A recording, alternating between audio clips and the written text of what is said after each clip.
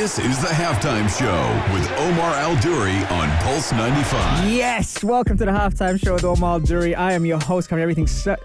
Why is he saying making fun of my shirt? Hey, Spicy, don't make fun of my shirt. Welcome to the Halftime Show with Omar Al-Duri.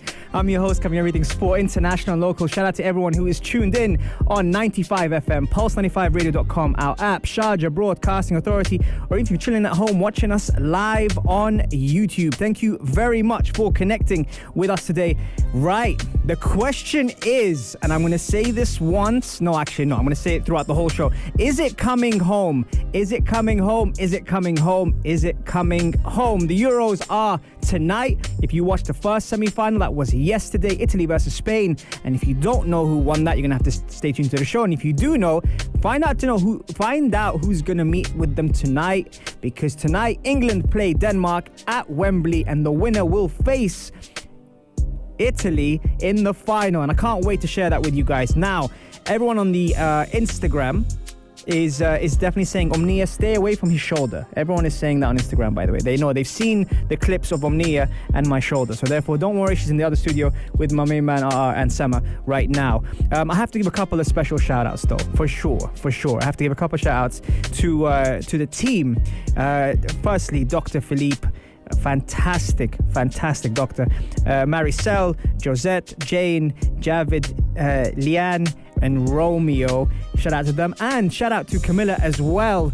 I get a chance to meet some fantastic people when I'm out, and those guys are definitely fantastic. And I thought, you know what, I'm in a good mood today, let's give them some shout outs. And everyone else who's on the Instagram, Isa, get well soon, Spicy, Mustafa, AJ, who else we got? Fahad. We've got Mufid as well. Get well soon, Mufid. Florin all the way from New York. And Debo. Yes. Welcome to the show. Right, okay. Stay tuned, because we're going to have a wicked show together on the only place to be at 3, the Halftime Show on Pulse 95. This is the Halftime Show with Omar Al-Duri on Pulse 95. That's time. It's the Halftime Show with Omar Al-Duri. Your boy on Pulse 95 Radio in the heart of Sharjah. Thank you very much for connecting with us. Right, let's get straight to it. The Euros is happening. Everyone's going nuts right now over what they were watching across this tournament. Yesterday, we got a chance to watch Spain versus Italy. Many people said that Italy would win anyway, but as you know, it wasn't plain sailing. Why wasn't it plain sailing? The reason why it wasn't plain sailing, because even when I was speaking to a lot of friends of mine who were saying, this is obvious, Italy are going to go through. Now, maybe Italy might have been the best team in the tournament thus far, but as we know, when it comes down to the knockout stages, especially towards the quarters and semis, surprises can happen, as we learned with France. But here's the thing. When looking at this approach yesterday, when Luis Enrique, who, by the way, almost got everything perfect in that game, dropping Morata might have been a question mark to a lot of people, where they would have thought there's no way that should ever happen. And playing Fernan Torres in the false number 9 role, along with Olmo or I can never say his name, but Orzangabal, was really impressive. Very good, because the Italians were known to be very good on the attack, very good defensively, solid-wise, especially with the experience at the back. But now, even without having Spinazzola, they always knew that the balance of the team was going to be challenged. So what did Spain do? They set out to dominate the ball, keep possession, and try to hurt the Italians with ball players rather than strikers. And that's why I genuinely thought that people were saying that Italy had better chances. In my opinion, Italy struggled to get the ball. And I think the idea of possession without purpose is pointless. It's something I always say in coaching. I genuinely thought that they had the purpose to tire out the Italians, and it started to work. You started to see injuries, you started to see people get tired, pull up, and that was where I thought Spain might be onto something. Now, listen, when Chiesa scored the goal, it was an outstanding goal, great goal. Unai Simon, man, the goalkeeper of Spain, was awful. And I think, I feel sorry for a lot of the players, these days, especially low on confidence. And one of those players actually that I just really wanted him to score yesterday was Morata. And he came on and he did score. And I kept saying to my cousin Yassine, shout out to Yassine, by the way, I kept saying, this guy's going to score, he's going to score. And I was hoping that would be it. And he would bring Spain back into it. And he did. He came on as a sub and did it. However, he did miss the penalty. And see, this is where football, the ride of the emotions is very, very tough to stomach, because as we see the first semi-final, it was dramatic. But I think what happens when you get to these stages, especially with extra time and especially with penalties, the emotional side of things really kicks in. And I'll give you an example. So when teams play each other, it's one thing to be able to finish the game in 90 minutes because you know it's over. The moment it goes into 2 extra halves of extra time and then penalties, which is very different to Copa America, by the way. Copa America skip the extra time and go to penalties. And by the way, Brazil are going to meet Argentina in the final. We'll be talking about that definitely later on this week. But here's the thing. The emotional side of things had exhausted Italy, and you kind of see them kind of falling gradually as the injuries start to kick in. Obviously, with the Spinazzola one, it's an Achilles injury. It's going to take him at least 6 months to recover. But the emotional side of things and the nervous system always does coincide with the physical. And this is where the Italians, you saw Bonucci pull up, you saw Chiellini just getting himself across the line. This is going to be tough for the Italians to be able to recover now for the next couple of days and face whoever meets England or Denmark. And before we move over to England and Denmark, Luis Enrique yesterday, with his tactics and with his strategies, was almost perfect. Spot on with how he did things against Mancini's Italy, who, by the way, have been the most entertaining. You've seen the good side and you've seen the ugly side of Italy. You've seen the good side, which is fantastic football. Insigne, Immobile, Chiesa, the midfield, Verratti, what's his name? Jorginho as well, all these players have really shown their worth, their value. And when you think about the Italians, most of them do play in their own league. So we don't get a chance to really see, the skill set. Because sometimes if we watch our own league and we don't watch leagues outside, you kind of wonder or you underestimate them. That's what happened in the beginning of the tournament. Now, all of a sudden, people started to say that, Italy could have a chance here. Then as it got through the group stages and they had a clear record, people were saying, whoa, Italy might win this. But yesterday they were very, very lucky to get through that game. And I know people were saying that Italy had the better chances, but they really struggled to retain the ball. And I felt that Mancini was really frustrated with his players because once they actually got the ball, they just went long and tried to hit Spain on the counter-attack. And by the way, Laporte was excellent yesterday as well.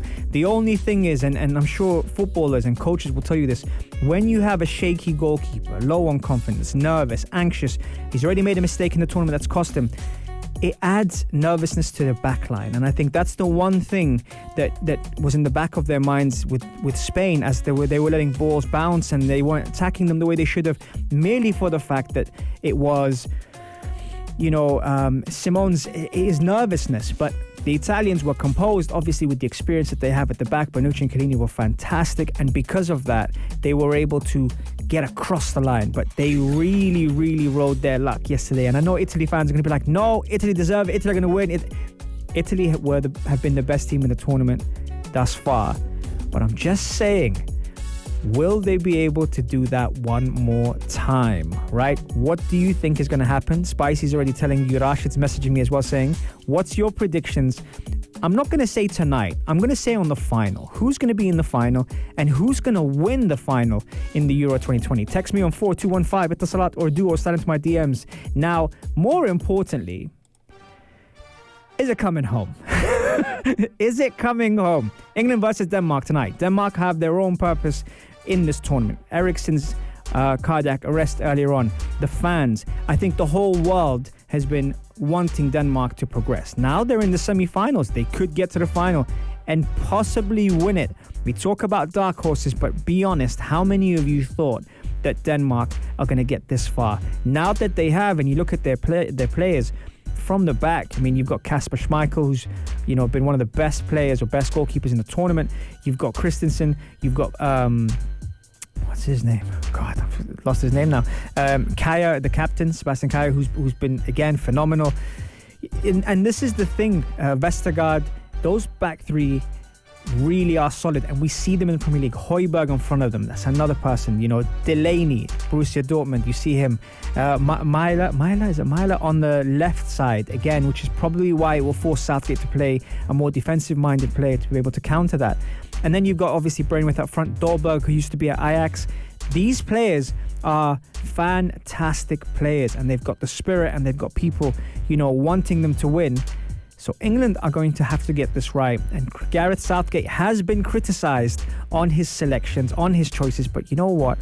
The scariest thing so far is England are yet to concede a goal in this tournament. And they might not be people's favourites, but let's hope it's coming home. Right, okay, we're going to take a quick break and we'll be right back after this. Enjoy it, folks. Keisha Cole, Love. Let's do this. This is the Halftime Show with Omar Al-Duri on Pulse 95. Welcome back to the Halftime Show with Omar Al-Duri. I'm your host, covering everything sport, international and local, keeping it live, keeping it 100 here on Pulse 95 Radio in the heart of Sharjah. Thank you very much for tuning in, and thank you for those who are also linked on the Instagram Live as well, sending me their love. Sheikha Sara, and we got Murad, you got Rashid, you've got Cool Out Breathing, Sara Dilejan, Mimo, Benoit, Masoud, everyone's here. Spicy, Miss Mel, Dan as well is here, by the way, saying hello to Uncle Omar, love it. And of course I'm going to shout out Brad as well, just because I can. Right, okay, so here's a question for you guys. Is there any loyalty when it comes down to athletes and sport? Now, the reason why I ask you this is because as football fans, as tennis fans, as basketball fans, we always have an opinion on where our favorite players should go, should transfer. We always look at them and say, of course you should go here because that's where you should go. But in truth, it's a bit more complicated than that. And I'm going to give you a couple of scenarios. Now, here you are at, let's say, the club of your dreams, okay? And you are doing very, very well. You're reaching a very good level at the moment, and you have one more year left on your contract. Now, you have the chance to sign for another club who will probably offer you a deal in a year's time, or you can increase your contract with your current club. The club that's interested in you is slightly bigger than your club that you're playing for, but you still are torn between two. What do you do? So let me give you a couple of scenarios. You are, let's say, who am I going to pick? I'm going to pick Mbappe. You are Kylian Mbappe. Kylian Mbappe is a World Cup winner, a France international, and he plays for PSG, one of the richest clubs in the world. He has one more year left on his contract. PSG want him to sign the contract now to extend, but he knows that if he runs down his contract, then he can go to any club of his choice. What do you do? That is my question to you with that. Now, I'm going to give you a couple of scenarios with all these other players. For example, Lionel Messi, who's been subject, to every newspaper and every tabloid out there where people are saying his contract is up at Barcelona, he should be leaving. Messi can do what he wants, but the problem with Messi is who can afford him? And with Barcelona being way above their salary limit, they need to release players to be able to keep and register some players who they've even signed to the club and not been able to do that. I will do a segment on that later because a lot of people have asked me about Barcelona. But my point is just sticking to what we're talking about now. Is there any loyalty in sport? And should there be? Why are players or coaches criticized for going to another club when if they're not cutting it, if they're not doing well, then people don't care anymore about them and don't feel any loyalty because they're not performing at the highest level? And a lot of things with that comes is, the emotional side, the mental side of things. When you're injured, for example, you feel like you're not being able to spend time with your teammates. And again, this could be any sport, but just giving you examples from the scenarios that I know of right now. Because if I tell you a list of players that are going to be free agents next summer, if they don't sign their contracts this year, they're able to go for free, and their clubs will be losing out on money to be able to transfer them. And those players happen to be Kylian Mbappe, Goretzka, Camavinga and Varane. Yes, Spicy, I said it, who are linked with Manchester United. Cristiano Ronaldo, Ansu Fati from Barcelona, Paulo Dybala, Insigne and Dembele. These are all footballers that if they don't leave now for a transfer fee, they can go for free, but they'll have to run down their contract. So there's a lot of disputes here that are going around. Mimo saying historically, clubs brought a better player locally. Now they reach out internationally. So why should players be loyal? They have to do the best for the future. That's a very good point. Absolutely. And you look at that as well because you see players, and I'll give you another scenario. You see how Jadon Sancho was. He was at City probably about, 5 years ago and wasn't getting played. And they told him, stay and you will grow and you will develop under the system. And he said, no, I need to play. I need to learn. And went to Germany and all of a sudden now has been transferred for over 70 million to Manchester United, having developed in Germany. So see, with these things, now all of a sudden, do Manchester City fans dislike Jadon Sancho for leaving his club and then now joining their arch rivals Manchester United? Or did he do what's best for his career? There's so many factors here that you look at and you think, to what point do we stick with loyalty? Is there loyalty in the game? You see Rafa Benitez recently joining Everton, and Evertonians and Everton fans going crazy even though the chairman has recruited him and brought him down.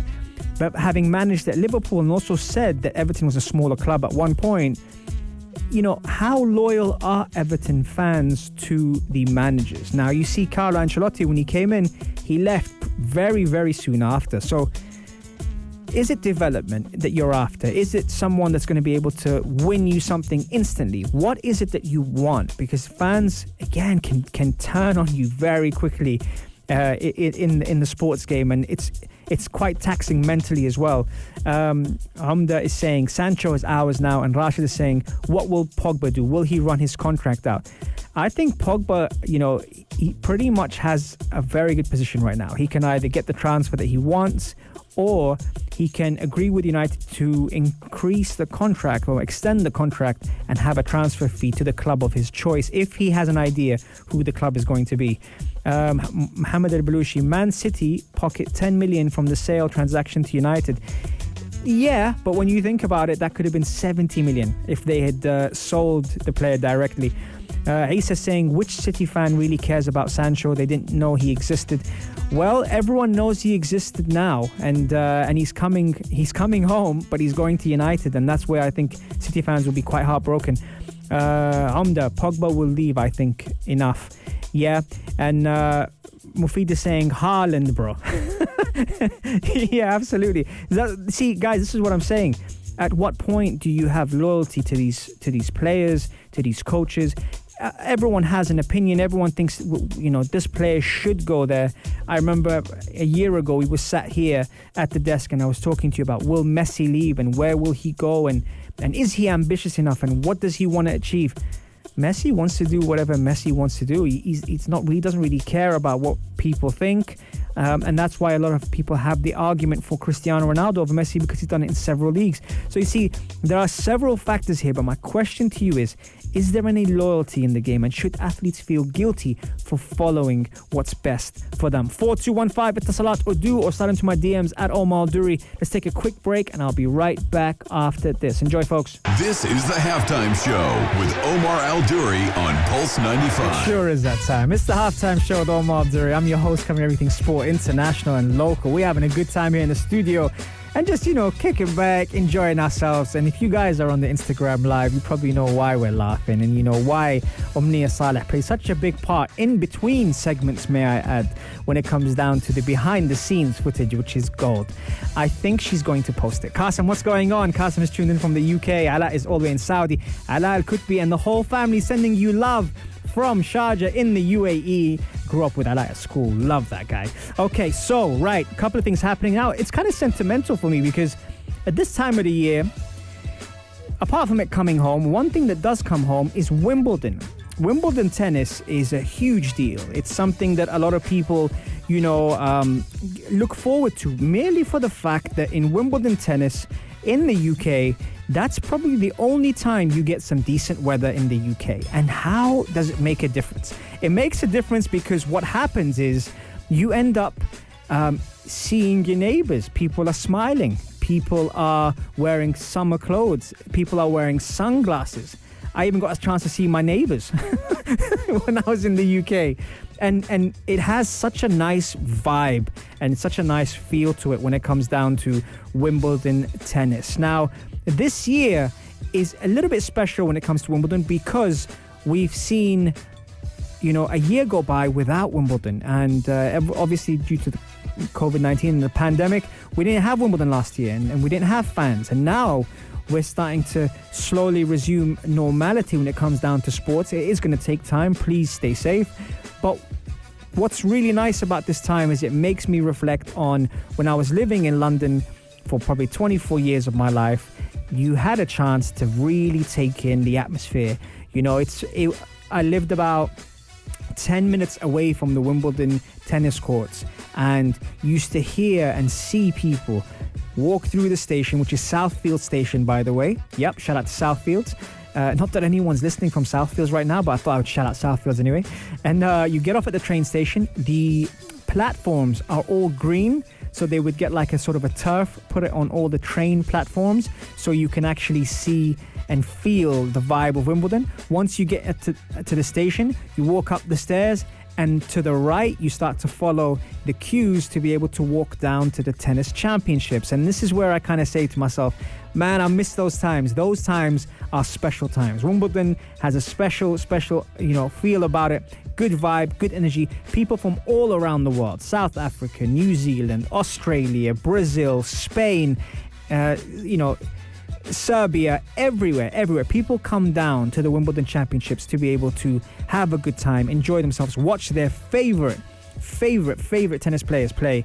And I'm just so happy that it's back on again, and looking at it right now, the quarterfinals are on, I think a lot of the championship has come into a very different mindset because of how people have reacted and responded to not having Wimbledon and how the athletes have reacted to not having fans. So the psychology behind the championship is very different, but there's also a grateful feel to it.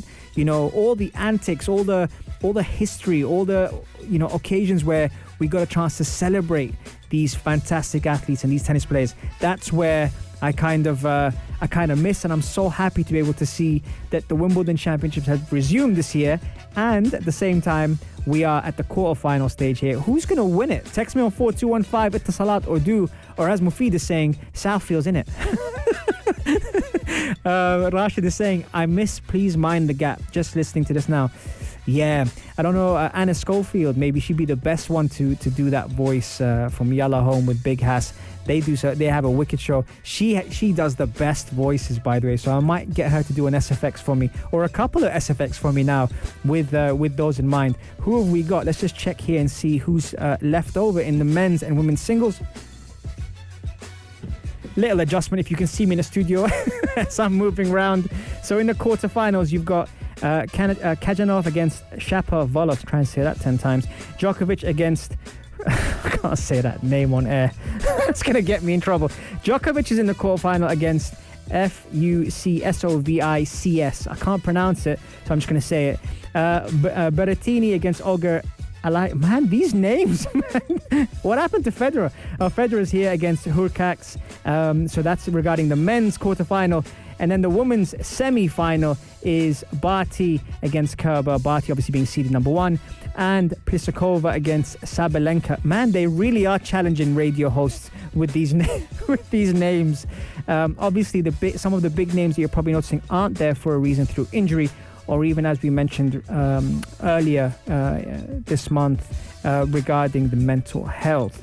So yeah, who's going to win Wimbledon? Are you watching it? Do you have that same feel to what's going on? Mufid is saying Djokovic. You think Djokovic is going to win? And Rashid saying transfer updates with Omar Duri at the halftime show next. Okay, I will do that for you. I promise you. Once the Euros are over, Rashid, I'll give you some transfer updates. Okay, guys, we're going to take a quick break. Some Burner Boy in the building just to keep the energy up high and get you in a good mood. Enjoy this. This is Real Life featuring Stormzy. This is the Halftime Show with Omar Al Duri on Pulse 95. Cristiano Ronaldo's at 5, Patrick Schick's at 5. Emil Forsberg's at 4, Karim Benzema's at 4, Lukaku's at 4, and then you get the threes and like Kane, etc., and all the other players. And I think what's interesting with that is there is more of a team feel this year in the semi-finals than there ever been. You know, normally it's very like who's going to be top scorer from day one. You fancy this player, you fancy that player, and it's normally the best players. You see your Ronaldos in there, you see your Benzemas, your Lukakus, but all of their teams have been knocked out. Is there a coincidence in that? I reckon when you think about all the teams that are still there. Very, very interesting with that. And then you look at the assists, and probably not the assists you would have ever imagined because of where the position is. And I say that because if you think about who have assisted the most, it's not, again, your usual suspects.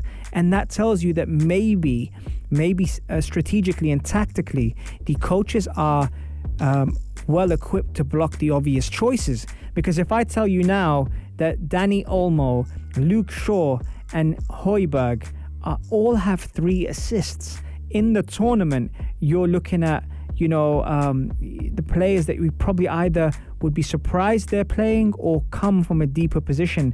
And then you look at Steven Zuber as well from Switzerland, who is with 4 assists.